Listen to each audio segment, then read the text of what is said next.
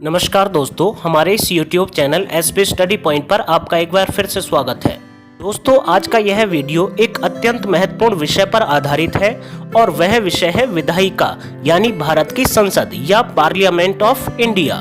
दोस्तों, यह टॉपिक अत्यंत विस्तृत है और इस टॉपिक को हम 2 या 3 वीडियो में कवर करेंगे, लेकिन यह टॉपिक सभी परीक्षाओं के लिए बहुत महत्वपूर्ण है और कम से कम 2 या 3 नंबर आप इस वीडियो से प्राप्त कर सकते हैं। दोस्तों, आज का टॉपिक शुरू करने से पहले एक रिक्वेस्ट है कि यदि आपने अभी तक भी हमारे चैनल को सब्सक्राइब नहीं किया है तो पहले चैनल को सब्सक्राइब करें और अपने दोस्तों के साथ शेयर करना ना भूलें। इसके अलावा चैनल पर बने बेल आइकन को दबाएं जिससे कि आपको आने वाले वीडियोज का नोटिफिकेशन मिलता रहे।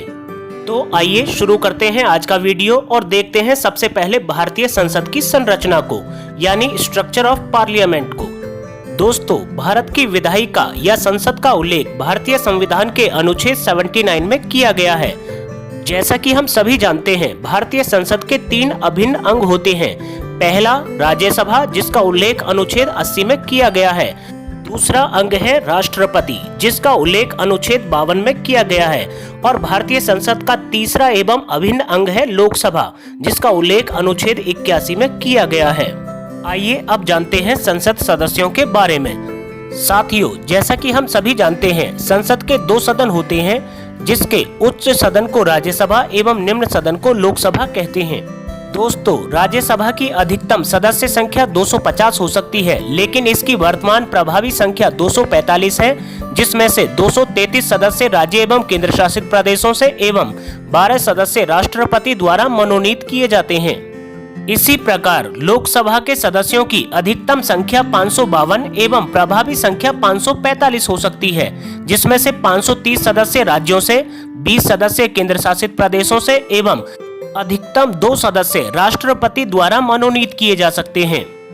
आइए अब संसद के उच्च सदन यानी राज्यसभा के संदर्भ में जानते हैं। भारतीय संविधान के अनुच्छेद 80 के अंतर्गत संसद के उच्च सदन के रूप में राज्यसभा का उल्लेख किया गया है। दोस्तों, राज्यसभा संसद का उच्च एवं स्थायी सदन है।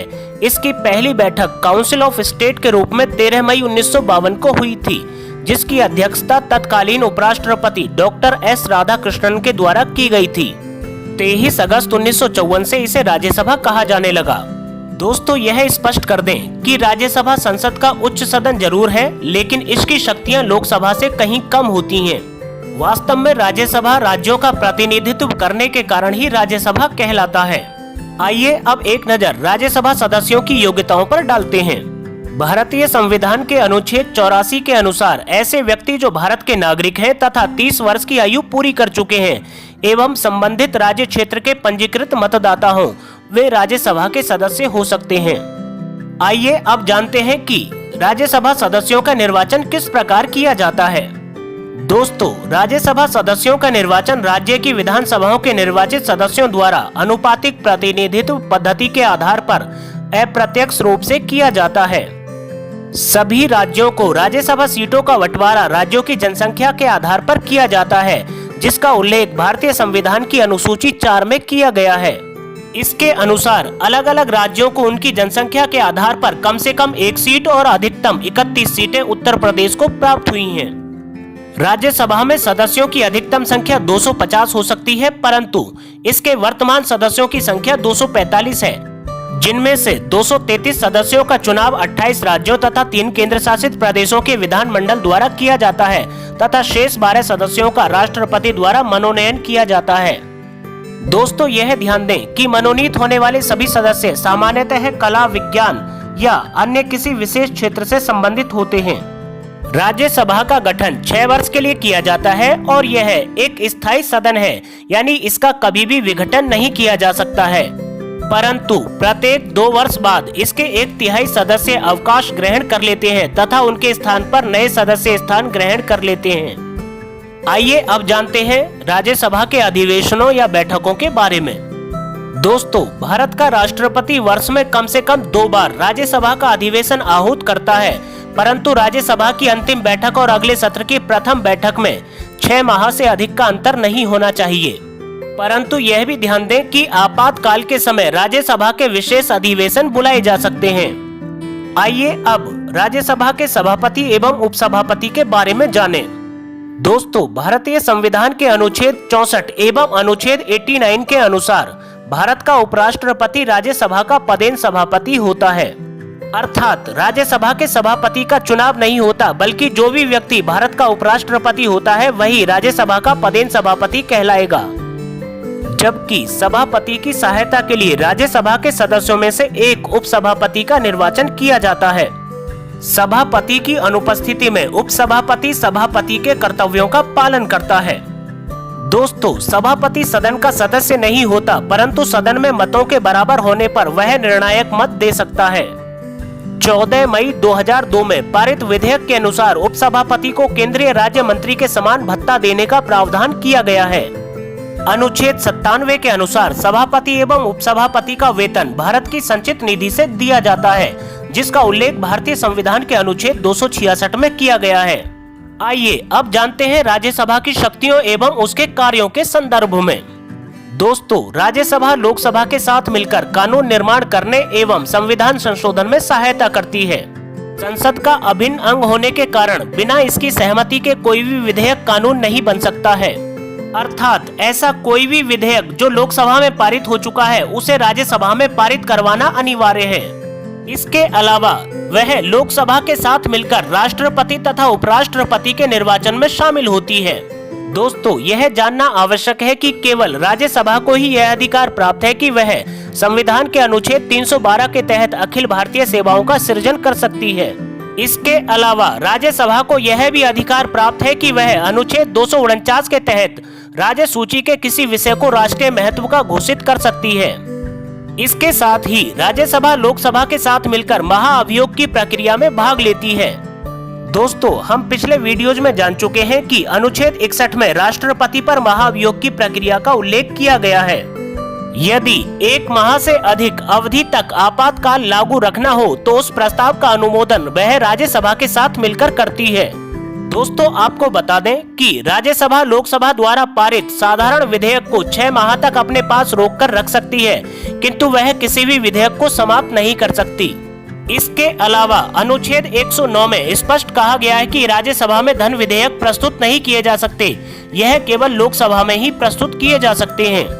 परंतु लोकसभा में धन विधेयकों के पारित हो जाने पर उन्हें राज्यसभा के पास अनुमोदन के लिए भेजा जाता है। राज्यसभा ऐसे विधेयकों को केवल 14 दिन तक ही अपने पास रोककर रख सकती है। यदि राज्यसभा ऐसे विधेयकों पर 14 दिन के भीतर कोई सहमति या असहमति नहीं देती तो इसका मतलब है कि राज्यसभा ने उस विधेयक को पारित कर दिया है। अर्थात 14 दिन के बाद विधेयक को स्वतः पारित मान लिया जाता है। दोस्तों, आइए अब जानते हैं संसद के निम्न सदन यानी लोकसभा के बारे में। लोकसभा संसद का निचला एवं अस्थायी सदन है। लोकसभा को लोकप्रिय सदन भी कहते हैं क्योंकि इसके सदस्यों का चुनाव जनता द्वारा प्रत्यक्ष रूप से किया जाता है। इसे अंग्रेजी में हाउस ऑफ पीपल भी कहा जाता है। लोकसभा का प्रथम गठन 17 अप्रैल 1952 को हुआ था, जबकि लोकसभा की पहली बैठक 13 मई 1952 को हुई थी। अनुच्छेद 81 के तहत मूल संविधान में लोकसभा के सदस्यों की संख्या 500 निश्चित की गई थी, परंतु 31वें संविधान संशोधन 1974 के द्वारा लोकसभा की अधिकतम सदस्य संख्या 547 निश्चित कर दी गई। इन 547 सदस्यों में से 545 सदस्यों का निर्वाचन एवं 2 सदस्यों को राष्ट्रपति द्वारा मनोनीत किया जाता था। परंतु वर्तमान में गोवा, दमन और दीव पुनर्गठन अधिनियम 1987 द्वारा निश्चित किया गया है कि लोकसभा की अधिकतम संख्या 552 हो सकती है, जिनमें से अधिकतम 530 सदस्य राज्यों के निर्वाचन क्षेत्रों से एवं 20 सदस्य संघ शासित प्रदेशों से निर्वाचित किए जा सकेंगे एवं राष्ट्रपति 2 एंग्लो इंडियन सदस्यों को मनोनीत कर सकते हैं। अतः वर्तमान की प्रभावी संख्या 545 है, जिसमें से 530 सदस्य राज्यों से तथा 13 सदस्य संघ शासित प्रदेशों से निर्वाचित होते हैं। इसके अलावा 2 सदस्य आंग्ल भारतीय समुदाय यानी एंग्लो इंडियन के प्रतिनिधि के रूप में राष्ट्रपति द्वारा अनुच्छेद 331 के अंतर्गत मनोनीत किए जाते हैं। 84वें संविधान संशोधन द्वारा लोकसभा के कुल सदस्यों की संख्या एवं लोकसभा में राज्यवार प्रतिनिधित्व 2026 तक यथावत रखने का निर्णय लिया गया है। इस प्रकार अब 2026 तक लोकसभा सदस्यों की संख्या 545 ही रहेगी। आपको बता दें कि निर्वाचन क्षेत्रों का परिसीमन वर्ष 1991 की जनगणना पर आधारित है। और यह भी ध्यान दें कि लोकसभा में सदस्यों की संख्या निर्धारित करने का कार्य परिसीमन आयोग के द्वारा किया जाता है। आइए अब जानते हैं कि लोकसभा के सदस्यों का निर्वाचन किस प्रकार किया जाता है। दोस्तों, लोकसभा के सदस्यों का चुनाव प्रत्यक्ष रूप से वयस्क मताधिकार के आधार पर होता है।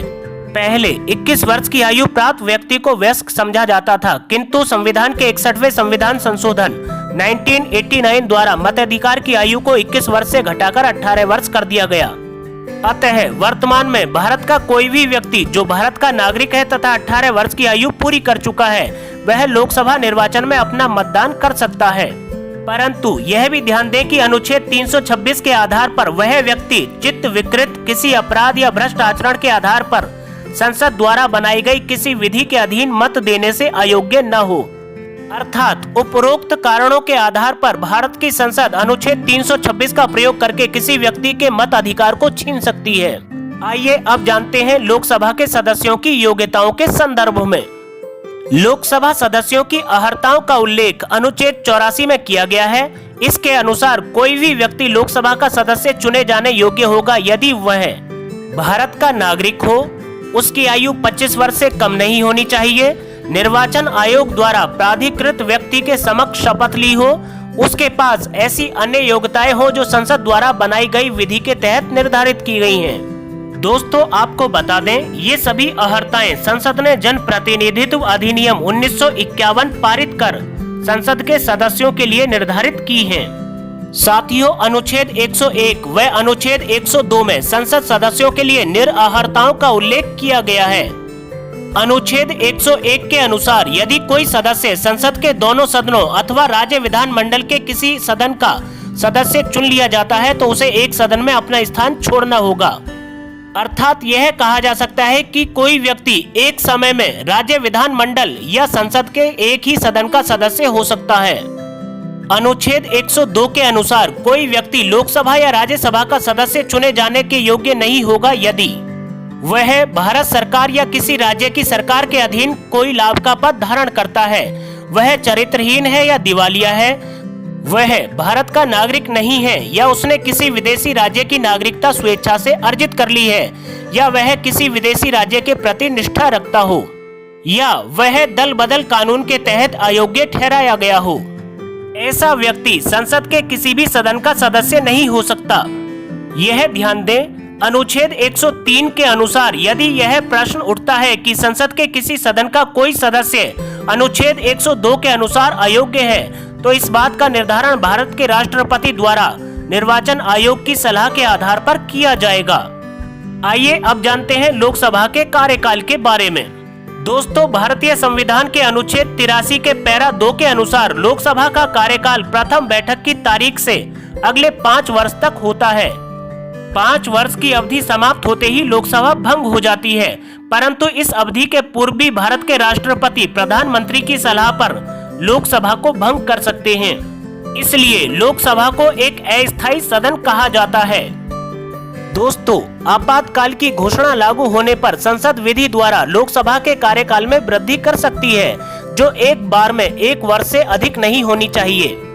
दूसरे आपातकाल की घोषणा के कारण 5वीं लोकसभा का कार्यकाल 2 बार 1-1 वर्ष के लिए बढ़ाया गया था, किंतु यह भी निश्चित किया गया है कि बढ़ाई गई अवधि किसी भी दशा में संकट काल की घोषणा की समाप्ति के 6 माह से अधिक जारी नहीं रहेगी। आइए अब जानते हैं सबसे महत्वपूर्ण तथ्य को अधिवेशन व गण पूर्ति या कोरम पूर्ति के बारे में। दोस्तों, राष्ट्रपति वर्ष में कम से कम 2 बार लोकसभा का अधिवेशन बुलाता है। लोकसभा के एक सत्र की अंतिम बैठक तथा आगामी सत्र की पहली बैठक के लिए नियत तारीख के बीच 6 माह से अधिक का अंतर नहीं होना चाहिए। दोस्तों, लोकसभा का कोई भी अधिवेशन प्रारंभ करने के लिए गण पूर्ति सदन की कुल सदस्य संख्या का 1/10 भाग उपस्थित होना अनिवार्य है। यदि इतने सदस्य उपस्थित न हो तो अध्यक्ष अधिवेशन को तब तक के लिए निलंबित कर देगा जब तक कि गणपूर्ति न हो जाए। अर्थात किसी भी कार्यवाही के प्रारंभ करने के लिए कम से कम 10% सदस्यों का उपस्थित होना अनिवार्य है। आइए अब जानते हैं लोकसभा के पदाधिकारियों के बारे में। आइए इसके तहत सबसे पहले लोकसभा अध्यक्ष यानी स्पीकर के बारे में जानते हैं। भारत में संसदीय प्रणाली होने के कारण निम्न सदन लोकसभा को राजनीतिक व्यवस्था में महत्वपूर्ण स्थान प्राप्त है। इसी कारण लोकसभा अध्यक्ष को पद सूची के वरीयता क्रम में छठा स्थान दिया गया है। दोस्तों, भारत के स्पीकर का पद ब्रिटिश हाउस ऑफ कॉमन्स के स्पीकर के पद के समान होता है, परंतु ब्रिटिश स्पीकर निर्दलीय होता है, जबकि भारत में स्पीकर अपनी दलीय सदस्यता का त्याग नहीं करता है। भारतीय संविधान के अनुच्छेद 93 के अनुसार लोकसभा को अपने सदस्यों में से एक अध्यक्ष का चुनाव करना होता है। इसके अलावा एक 10 लोगों का पैनल नियुक्त किया जाता है, जो आवश्यकता पड़ने पर लोकसभा अध्यक्ष के कर्तव्यों का निष्पादन करता है। दोस्तों, लोकसभा अध्यक्ष का कार्यकाल 5 वर्ष का होता है। इसके पूर्व भी वह स्वेच्छा से त्यागपत्र दे सकता है। लोकसभा अध्यक्ष अपना त्यागपत्र उपाध्यक्ष को सौंपता है। इसके अलावा लोकसभा अध्यक्ष को लोकसभा के तत्कालीन समस्त सदस्यों के बहुमत से पारित संकल्प द्वारा अपने पद से हटाया जा सकता है, परंतु ऐसा संकल्प लाने के लिए कम से कम 14 दिन पूर्व इसकी सूचना उक्त व्यक्ति को देना अनिवार्य है। संविधान के अनुसार लोकसभा के अध्यक्ष को संसद द्वारा निर्धारित वेतन एवं भत्ते प्राप्त होते हैं। वर्तमान में लोकसभा अध्यक्ष को 1,25,000 रुपए मासिक वेतन प्राप्त होता है। इसके अलावा निशुल्क निवास स्थान तथा केंद्रीय मंत्रियों को मिलने वाली अन्य सुविधाएं भी प्राप्त होती हैं। दोस्तों, यह ध्यान दें कि अनुच्छेद 94 के अनुसार लोकसभा अध्यक्ष अपने पद पर लोकसभा को भंग किए जाने के बाद भी उस समय तक बना रहता है जब तक कि नई लोकसभा की प्रथम बैठक न हो जाए। लोकसभा अध्यक्ष लोकसभा के सदस्य के रूप में शपथ ग्रहण करता है, लोकसभा अध्यक्ष के रूप में नहीं। अतः लोकसभा के अध्यक्ष को कोई भी शपथ ग्रहण नहीं कराता है। दोस्तों, लोकसभा की पहली बैठक 13 मई 1952 को हुई थी। उसके अध्यक्ष गणेश वासुदेव मावलंकर या जीवी मावलंकर थे, जबकि वर्तमान में 17वीं लोकसभा गठित है। इसका गठन 16 जुलाई 2019 को हुआ था और इसके अध्यक्ष ओम बिरला हैं, जो कि राजस्थान के कोटा निर्वाचन क्षेत्र से संसद के सदस्य हैं। आइए अब एक नजर लोकसभा अध्यक्ष के अधिकार एवं उसके कार्यों पर डालें। वह लोकसभा की बैठकों की अध्यक्षता करता है और सदन की कार्यवाही का संचालन करता है। वह सदन में शांति व्यवस्था बनाए रखने के लिए उत्तरदायी है। वह सदन में अव्यवस्था करने वाले सदस्यों को सदन से बाहर जाने का आदेश दे सकता है। यदि कोई सदस्य उसकी आज्ञा न माने या सदन की कार्यवाही में निरंतर बाधा डाले तो वह उसकी सदस्यता को निलंबित भी कर सकता है। वह सदन के नेता के परामर्श से सदन की कार्यवाही का क्रम निश्चित करता है। वह सदन में अव्यवस्था उत्पन्न होने पर सदन की कार्यवाही स्थगित कर सकता है। दोस्तों, यह अत्यंत महत्वपूर्ण है कि वह राज्यसभा एवं लोकसभा के संयुक्त अधिवेशनों की अध्यक्षता करता है। कोई विधेयक धन विधेयक है अथवा नहीं, इसका निर्णय करना भी लोकसभा के अध्यक्ष का ही कर्तव्य है। किसी प्रश्न पर सदन में पक्ष विपक्ष के बराबर मत आने की स्थिति में लोकसभा अध्यक्ष निर्णायक मत यानी कास्टिंग वोट भी देता है। इसका उल्लेख अनुच्छेद 100 के पैरा 1 में किया गया है। लोकसभा का अध्यक्ष ही विभिन्न विधेयकों, प्रस्तावों आदि पर मतदान करवाकर परिणाम घोषित करता है। सदन और राष्ट्रपति के बीच सारा पत्र व्यवहार लोकसभा अध्यक्ष के माध्यम से ही किया जाता है। इसके अलावा लोकसभा का अध्यक्ष संसद की कुछ समितियों का पदेन सभापति भी होता है। आइए अब एक नजर डालते हैं लोकसभा उपाध्यक्ष के पद पर। लोकसभा अध्यक्ष की तरह ही उपाध्यक्ष का चयन होता है। इसका प्रमुख कार्य अध्यक्ष की अनुपस्थिति में अध्यक्ष के कार्यों का संपादन करना है। यह सचिवालय बजट समिति का पदेन अध्यक्ष होता है। डॉक्टर सच्चिदानंद सिन्हा पहले लोकसभा उपाध्यक्ष थे, जबकि स्वतंत्रता प्राप्ति के बाद पहले उपाध्यक्ष अनंत शयनम अयंगर थे। आइए अब प्रोटेम स्पीकर के बारे में जानें। आम चुनावों के बाद राष्ट्रपति लोकसभा के सबसे वरिष्ठ सदस्य को प्रोटेम स्पीकर के रूप में नियुक्त करता है। दोस्तों, आपको बता दें कि प्रोटेम स्पीकर का प्रमुख कार्य नई लोकसभा की प्रथम बैठक की अध्यक्षता करना है। अर्थात वह व्यक्ति जो नई लोकसभा की प्रथम बैठक की अध्यक्षता करता है प्रोटेम स्पीकर कहलाता है। इसके अलावा यह नए स्पीकर का चयन करवाता है एवं नव निर्वाचित सदस्यों को शपथ ग्रहण करवाता है। दोस्तों, आज के लिए इतना ही। वीडियो कैसा लगा, टॉपिक कैसा लगा, हमें कमेंट बॉक्स में जरूर बताएं। हम इस टॉपिक का दूसरा भाग लेकर आपकी सेवा में जल्द उपस्थित होंगे। दोस्तों, अगर अभी तक भी आपने हमारे चैनल को सब्सक्राइब नहीं किया है तो पहले चैनल को सब्सक्राइब करें और अपने दोस्तों के साथ शेयर करना ना भूलें। दोस्तों, चैनल पर दिए गए सभी वीडियोज आने वाली सभी परीक्षाओं के लिए अत्यंत महत्वपूर्ण हैं। आप चैनल पर बने रहिए और अपनी परीक्षाओं की तैयारी करते रहिए। फिर मिलते हैं इसी टॉपिक के साथ, तब तक अपना ख्याल रखिए, स्वस्थ रहिए। Thank you so much.